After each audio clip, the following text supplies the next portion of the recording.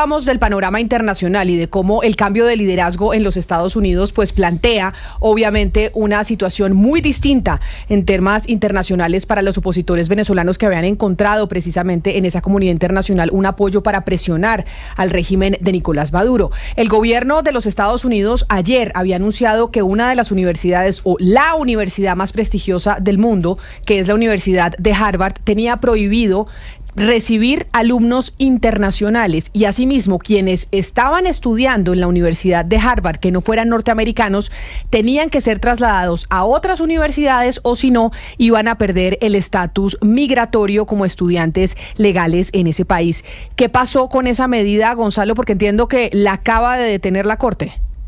Pues así es, Camila. Una jueza acaba de fallar a favor de la Universidad de Harvard. Ahí los oyentes y quienes, los televidentes también que nos están sintonizando a través de DITU y del canal de YouTube pueden ver primero la demanda interpuesta por las autoridades de la Universidad de Harvard y también la resolución de la jueza Alison Burrough.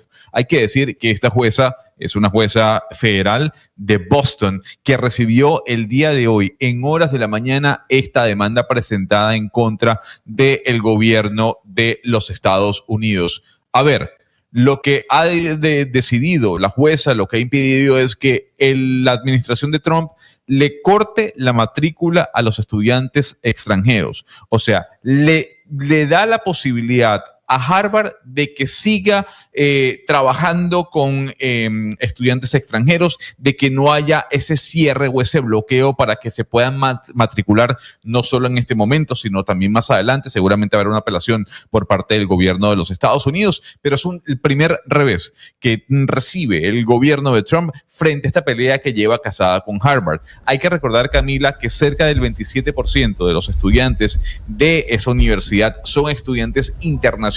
Estamos hablando de 6.600 estudiantes que estarían o que hubiesen estado hasta el momento buscando qué hacer, irse a otra universidad o salir de la misma. Esta hace parte de una pelea enorme que tuvieron las más grandes y prestigiosas universidades de los Estados Unidos con el gobierno de Donald Trump cuando se dieron las manifestaciones en contra del Estado de Israel por lo que estaba pasando en la Franja de Gaza. Y digamos que la última universidad o la universidad que se mantuvo firme en este enfrentamiento con el gobierno norteamericano, particularmente el de Donald Trump, fue la Universidad de Harvard, porque por ejemplo, Gonzalo, en la Universidad de Columbia pasaron 3 rectores y ya el cuarto dijo, no, pues ya no voy a seguir dando esta pelea, y Harvard sí dio la pelea hasta el final y se ha ido a las cortes. La gran pregunta es que esta es una juez de un estado, esta es una corte de un estado, pero esto va a llegar al Tribunal Supremo, como todas las decisiones que ha tomado el presidente Trump, o muchas de ellas que se las ha frenado la justicia de algunos estados, pero que tiene que llegar a la Corte Suprema al final, que es la que determina si es legal o no la decisión que ha tomado el presidente Donald Trump. Hay que destacar lo siguiente para que los oyentes entiendan muy claro lo que usted menciona sobre el por qué esta pelea entre Trump y Harvard. Lo que dice Donald Trump, lo que dice la Casa Blanca, y no solo acusa a Harvard, también, como usted decía, ha acusado a otras universidades, sobre todo de la Ivy League, que ahí estuvo también la Universidad de Nueva York, NYU, pero que tuvieron que de alguna otra forma claudicar. ¿Por qué? Porque también había un impedimento de donaciones o de aportes. No, pues porque los amenazó con quitarles un estatus, no, los amenazó con quitarles el estatus de no pagar impuestos, porque acuérdense que muchas de estas universidades no pagan impuestos porque son ONGs o fundaciones, como las conocemos aquí. O sea, también hay una especie de chantaje de parte del gobierno de Donald Trump frente a estas universidades, porque las considera, y así lo manifestaron desde el gobierno, que son promotoras de esa agenda woke y completamente liberal que ellos combaten en los Estados Unidos. Y también, como decía Gonzalo, los aportes, ¿no? Harvard, en el caso, cortó $2 millones, pero el total de la financiación que hace Estados Unidos es de $9 millones. Imagínense usted. Sí, Camila, y ahora que usted estaba... Permítame un momento para cerrar el punto que decía Camila, porque hay oyentes que no terminan de entender por qué esta guerra.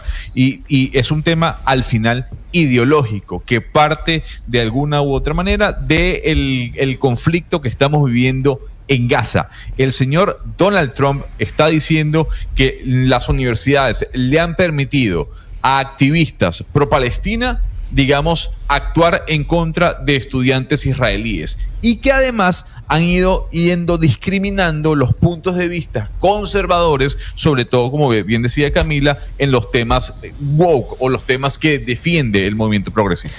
Hay dos cosas, Gonzalo, porque la primera, es cierto que el presidente de los Estados Unidos ha puesto esto como argumento. De hecho, a Harvard le pidió que le diera la lista de aquellos estudiantes extranjeros que habían participado en estas manifestaciones pro-palestinas. Harvard dijo, mire, no voy a hacer eso, pero uno se pregunta, Camila, ahora que estábamos hablando de la libertad de expresión y de tener una oposición al gobierno de Venezuela, ¿qué pasaría aquí entonces si Harvard le da esa lista de estudiantes a la administración de Donald Trump? ¿Qué va a pasar con ellos? ¿No pueden protestar en Estados Unidos, que es un derecho ciudadano? Y lo segundo es que me acuerdo mucho de una entrevista que tuvimos acá con un profesor justamente de Harvard sobre este tema, que decía, mire, al presidente Trump, este tema del antisemitismo realmente es más o menos una justificación para mostrar, pero lo que realmente quiere Donald Trump es cambiar el sistema educativo en los Estados Unidos. Él quiere saber qué se hace, qué no se hace, poner su agenda más o menos como un gran hermano, y creo que ese puede ser el fondo, acompañando lo que dice el profesor que entrevistamos acá hace unas semanas.